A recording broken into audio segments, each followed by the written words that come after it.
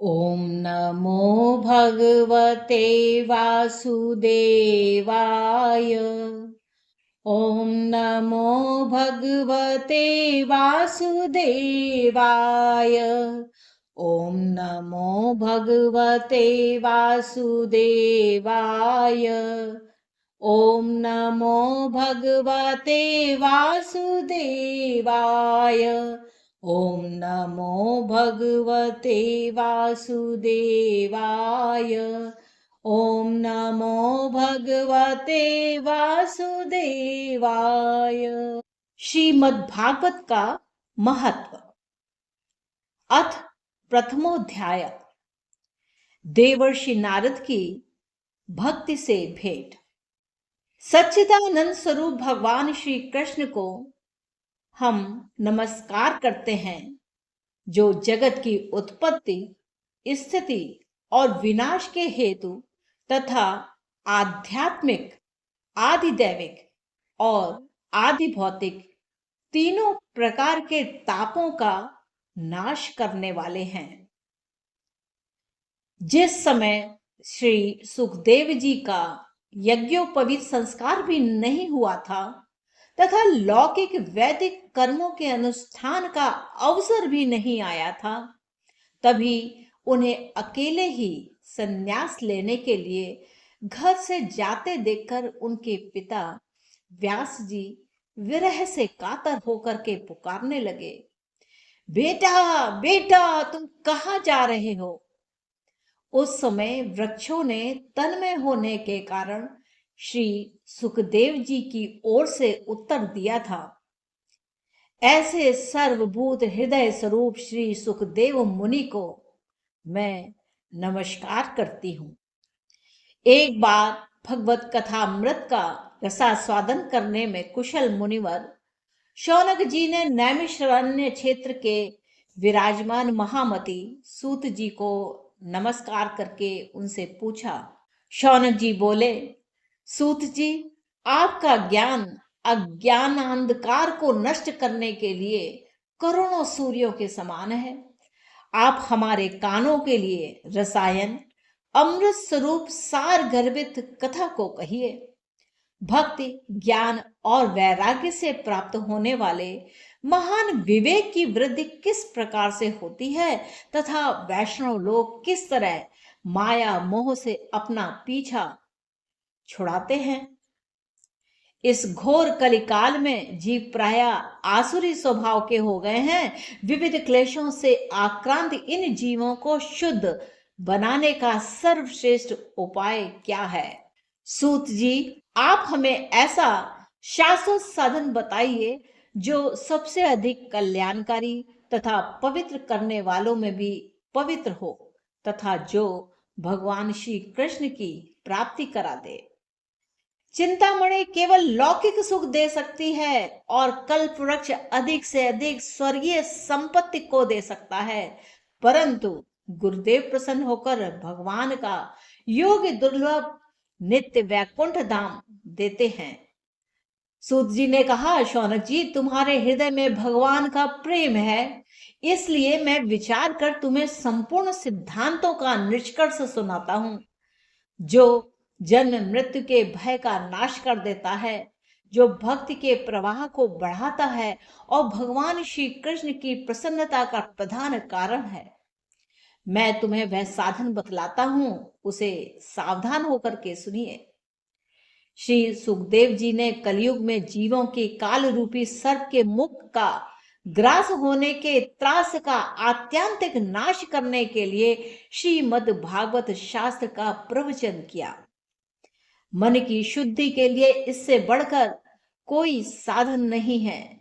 जब मनुष्य के जन्म जन्मांतर का पुण्य उदय होता है, तभी उसे इस भागवत शास्त्र की प्राप्ति होती है। जब सुखदेव जी राजा परीक्षित को यहाँ कथा सुनाने के लिए सभा में विराजमान हुए, तब देवता लोग उनके पास अमृत का कलश लेकर के आए।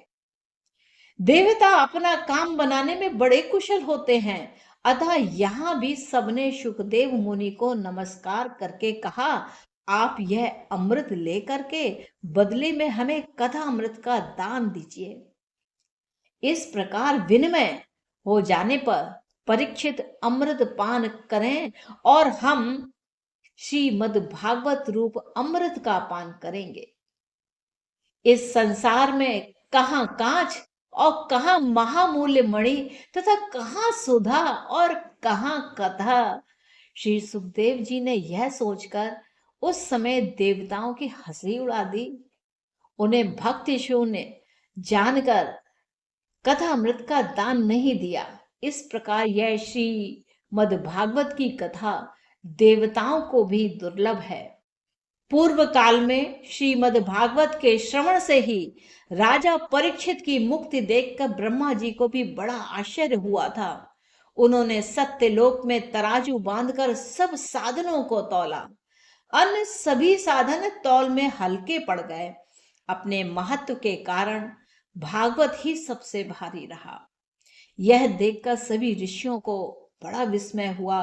उन्होंने कलयुग में इस भगवत ध्रुव भागवत शास्त्र को ही पढ़ने सुनने से तत्काल मोक्ष देने वाला निश्चित किया।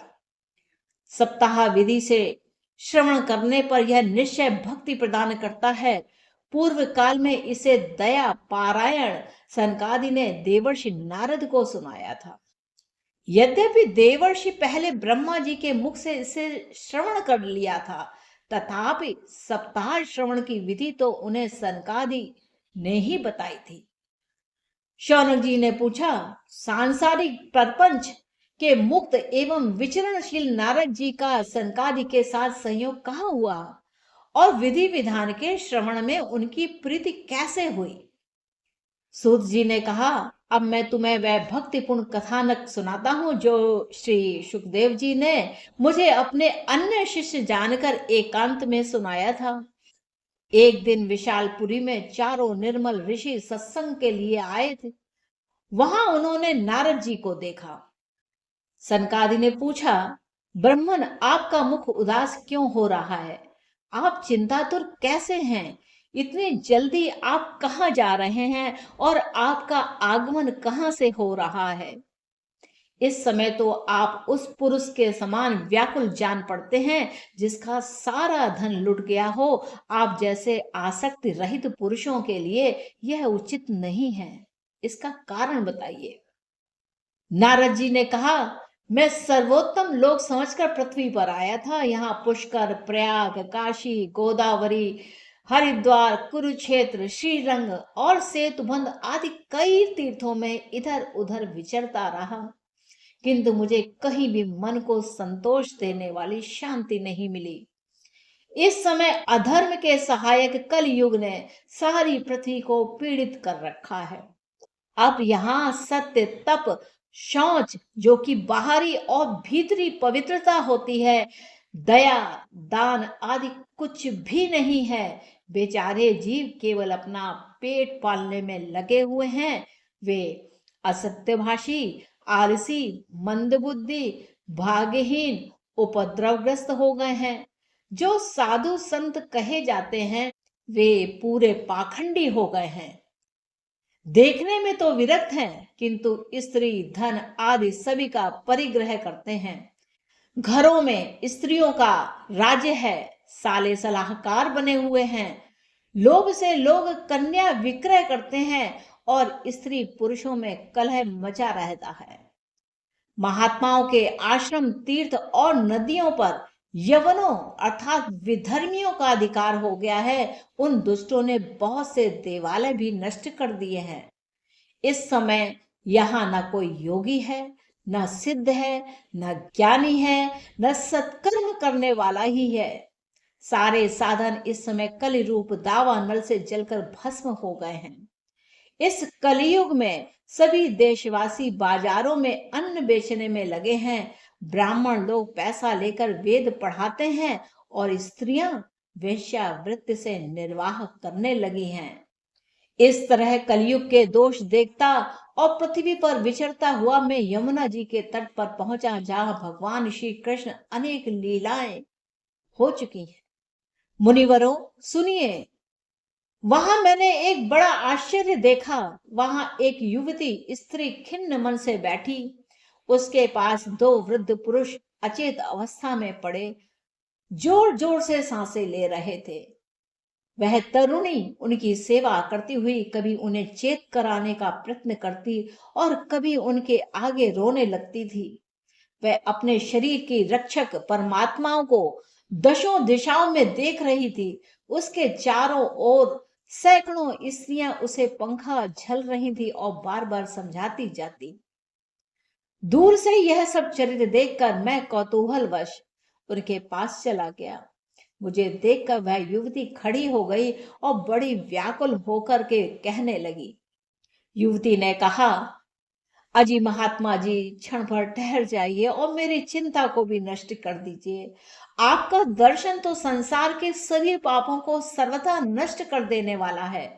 आपके वचनों से मेरे दुख की भी बहुत कुछ शांति हो जाएगी। मनुष्य का जब बड़ा भाग्य होता है तभी आपके दर्शन हुआ करते हैं। नारद जी कहते हैं, तब मैंने उस स्त्री से पूछा, देवी तुम कौन हो? ये दोनों पुरुष तुम्हारे क्या होते हैं और तुम्हारे पास ये कमल नयनी देवियां कौन है? तुम हमें विस्तार से अपने दुख का कारण बताओ। युवती ने कहा, मेरा नाम भक्ति है। ये ज्ञान और वैराग्य नामक मेरे पुत्र हैं। समय के फेर से ही ये ऐसे जर्जर हो गए हैं। ये देवियां गंगा जी आदि नदियां हैं। यह सब मेरी सेवा करने के लिए आई हैं। इस प्रकार साक्षात देवियों के द्वारा सेवित होने पर भी मुझे सुख शांति नहीं है। तपोधन, अब ध्यान देकर मेरा वृतांत सुनिए। मेरी कथा वैसे तो प्रसिद्ध है, फिर भी उसे सुनकर आप मुझे शांति प्रदान करें। मैं द्रविड़ देश में उत्पन्न हुई, कर्नाटक में बढ़ी, कहीं कहीं महाराष्ट्र में सम्मानित हुई, किंतु गुजरात में मुझको बुढ़ापे ने आ घेरा। वहां घोर कलयुग के प्रभाव से पाखंडियों ने मुझे अंग भंग कर दिया। चिरकाल तक यह अवस्था रहने के कारण मैं अपने पुत्रों के साथ दुर्बल और निस्तेज हो गई। अब जब से मैं वृंदावन आई तब से पुनः परम सुंदरी स्वरूपवती नव युवती हो गई हूं। किंतु सामने पड़े हुए ये दोनों मेरे पुत्र थके मांदे दुखी हो रहे हैं। अब मैं यह स्थान छोड़कर अन्यत्र जाना चाहती हूँ। ये दोनों बूढ़े हो गए हैं, इसी दुख से मैं दुखी हूँ। मैं तरुणी क्यों और ये दोनों मेरे पुत्र बूढ़े क्यों? हम तीनों साथ साथ रहने वाले हैं, फिर यह विपरीतता क्यों? होना तो यह चाहिए कि माता बूढ़ी हो और पुत्र तरुण हो। इसी से मैं आश्चर्यचकित चित्त से अपने इस अवस्था पर शोक करती रहती हूँ। आप परम बुद्धिमान और योग निधि हैं, इसका क्या कारण हो सकता है बताइए। नारद जी ने कहा, साध्वी, मैं अपने हृदय से ज्ञान दृष्टि से तुम्हारे संपूर्ण दुख का कारण देखता हूं। तुम्हें विषाद नहीं करना चाहिए। श्री हरि तुम्हारा कल्याण करेंगे। सूत जी कहते हैं, मुनिवर नारद जी ने एक क्षण में ही इसका कारण जान करके कहा। नारद जी ने कहा, देवी सावधान होकर के सुनो, यह दारुण कलयुग है। इसी से इस समय सदाचार, योग मार्ग और तप आदि सभी लुप्त हो गए हैं। लोग शठता और दुष्कर्म में लगकर अघासुर बन रहे हैं। संसार में जहां देखो वहीं सत्पुरुष दुख से म्लान है और दुष्ट सुखी हो रहे हैं। इस समय जिस बुद्धिमान पुरुष का धैर्य बना रहे वही बड़ा ज्ञानी और पंडित है। पृथ्वी क्रमशः प्रतिवर्ष शेष जी के लिए भार रूप होती जा रही है। अब यह छूने योग तो क्या, देखने योग्य भी नहीं रही और ना ही इसमें कहीं मंगल ही दिखाई देता है। अब किसी को पुत्रों के साथ तुम्हारा दर्शन भी नहीं होता।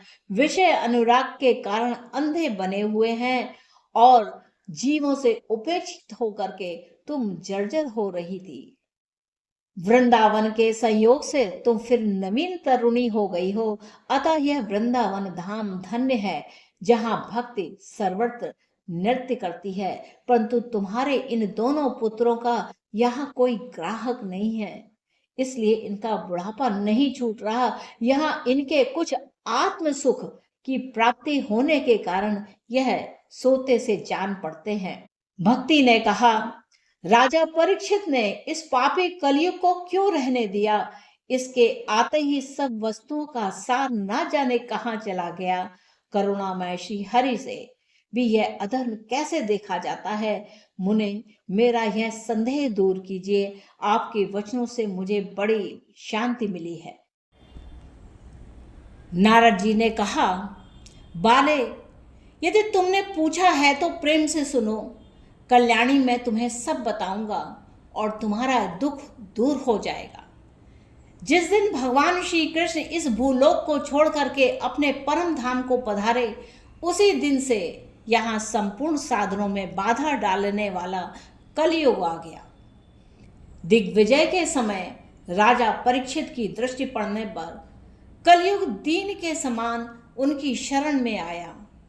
भ्रमर के समान सारग्राही राजा ने यह निश्चय किया, इसका वध मुझे नहीं करना चाहिए, क्योंकि जो फल तपस्या, योग एवं समाधि में भी नहीं मिलता, कलयुग में वही फल श्री हरि कीर्तन में भली भांति मिल जाता है।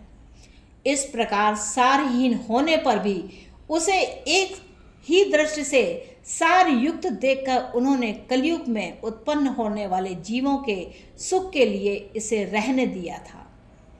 इस समय लोगों के कुकर्म में प्रवृत्त होने के कारण सभी वस्तुओं का सार निकल गया है और पृथ्वी के सारे पदार्थ बीजहीन भूसी के समान हो गए हैं। ब्राह्मण केवल अन्न धन आदि के लोभवश घर घर एवं जन जन को भागवत की कथा सुनाने लगे हैं, इसलिए कथा का सार चला गया है। तीर्थों में नाना प्रकार के अत्यंत घोर कर्म करने वाले नास्तिक और नारकी पुरुष भी रहने लगे हैं, इसलिए तीर्थों का भी प्रभाव जाता रहा। जिनका चित्त निरंतर काम, क्रोध, महान लोभ एवं तृष्णा से तपता रहता है, वे भी तपस्या का ढोंग करने लगे हैं, इसलिए तप का भी सार निकल गया। मन पर काबू न होने के कारण तथा लोभ, दंभ और पाखंड का आश्रय लेने के कारण एवं शास्त्र का अभ्यास न करने से ध्यान योग का फल मिट गया है। पंडितों की यह दशा है कि वे अपनी स्त्रियों के साथ पशु की तरह रमण करते हैं। उनमें संतान पैदा करने की ही कुशलता पाई जाती है और मुक्ति साधन में वे सर्वथा अकुशल हैं। संप्रदाय अनुसार प्राप्त हुई वैष्णवता भी कहीं देखने में नहीं आती। इस प्रकार जगह जगह सभी वस्तुओं का सार लुप्त हो गया है। यह तो इस युग का स्वभाव ही है, इसमें किसी का दोष नहीं है। इसी से पुंडरीकाक्ष भगवान बहुत समीप रहते हुए भी यह सब सह रहे हैं। सूत जी कहते हैं, शौनक जी, इस प्रकार देवर्षि नारद के वचन सुनकर भक्ति को बड़ा आश्चर्य हुआ। फिर उसने जो कुछ कहा उसे भी सुनिए। भक्ति ने कहा, देवर्षि आप धन्य हैं, मेरा बड़ा सौभाग्य है जो आपका समागम हुआ। संसार में साधुओं का दर्शन ही समस्त सिद्धियों का परम कारण है। आपका केवल एक बार का उपदेश धारण करके कयाधु कुमार प्रहलाद ने माया पर विजय प्राप्त कर ली थी। ध्रुव ने भी आपकी कृपा से ही ध्रुव पद प्राप्त किया था। आप सर्व मंगलमय और साक्षात श्री ब्रह्मा जी के पुत्र हैं। मैं आपको नमस्कार करती हूँ। इति श्री पद्म पुराणे उत्तरखंडे श्रीमद् भागवत महात्म्ये भक्ति नारद समागमो नाम प्रथमोऽध्यायः सम्पूर्णम्। ओम नमो भगवते वासुदेवाय। ओम नमो भगवते वासुदेवाय। ओम नमो भगवते वासुदेवाय। ओम नमो भगवते वासुदेवाय। ओम नमो भगवते वासुदेवाय।